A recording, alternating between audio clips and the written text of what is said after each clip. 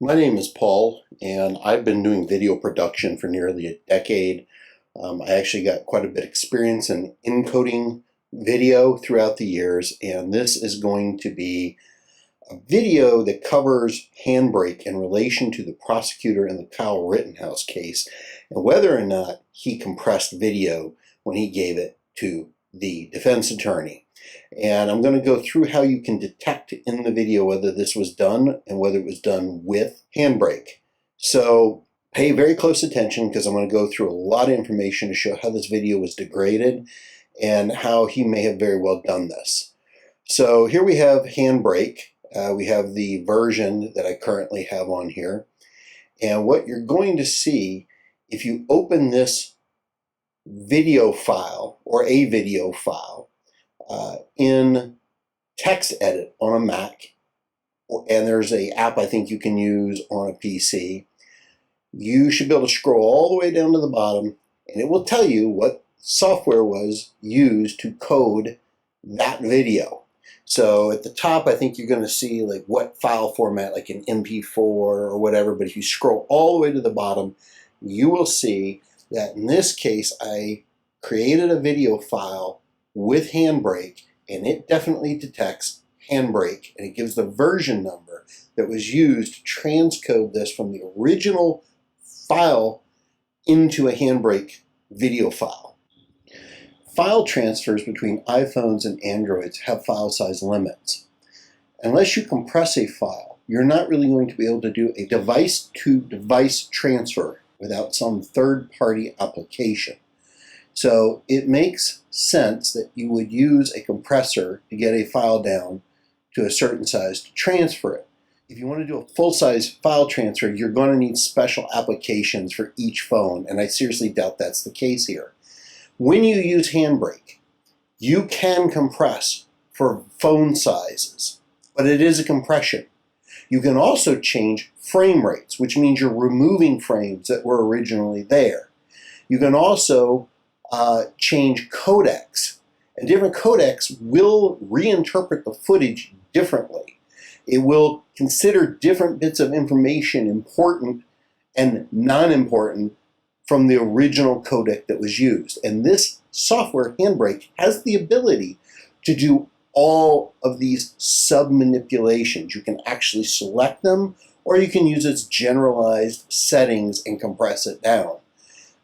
So I think that is something that is very problematic. And I did, in fact, make 2 videos of cars, and then I compressed them, and we're only going to use car number 2. And car number 2, I compressed it. You'll see that the movie file is, in fact, the unedited raw footage from the iPhone. The Apple device was compressor. I'm not going to show you that, but I just did that as a test. And then I did Handbrake, and then I did a Handbrake 2A. And so you're going to see MOV2, which is uncompressed, Handbrake 2, which is its general compression, and then Handbrake 2A, which I compressed the hell out of. And you're going to see a difference in all of these. So what we're going to do is watch this blue car drive by, and I'm going to freeze frame it. And there it is, freeze framed. Now I want you to look at the split in the door where the driver's and passenger doors meet on the far left bottom of the frame. And when you see the next video of the car driving by, I want you to pay attention to how more pixelated it is as the car drives by and how it's not as clear. But when it gets to the freeze frame, notice how that line goes away. So here we have the end of the video, and here comes the next one. Already you can see there's a little bit of pixelation, and watch the blue car drive by, and it's much more pixelated. And now that line in the door goes away. We lost detail.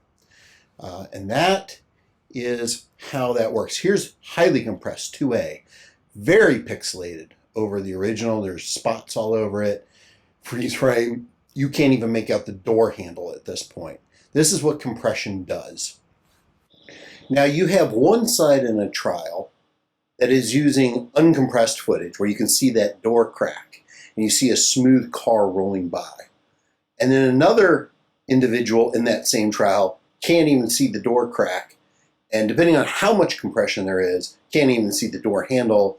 And there's details missing in the road because there's like big squares and blocks and things. You're going to get different people coming up with different opinions about what they can see and what they can't, what's in frame and what isn't in frame.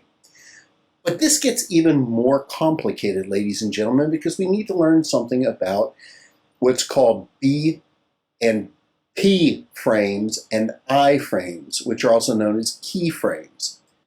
So most videos start off with what is called a keyframe. Keyframe is a clean frame. All of the information that is in that frame is the max that that camera can take for that frame. Every frame after that, for a certain number of intervals, this will actually change per camera and per codec, because this process can actually happen both in camera and in encoding. We'll interpret the frame prior to it. So let's say we look at that car rolling by again. What that camera is doing is it's looking to see what has changed from the previous frame and what hasn't. So as that car goes rolling by, the background is probably referencing the frame prior, where what's moving in the image is in fact referencing new information. So for instance, let's say that every first frame is a true key or I frame. 100% information is there for the capabilities of that camera. And some cameras are throwing away information even on that first frame because they are using a codec to compress, but it's the max for that particular frame. Well, frame number 2 is pointing back to frame number 1 for everything that hasn't changed, or some things that may have changed, depending on the codec.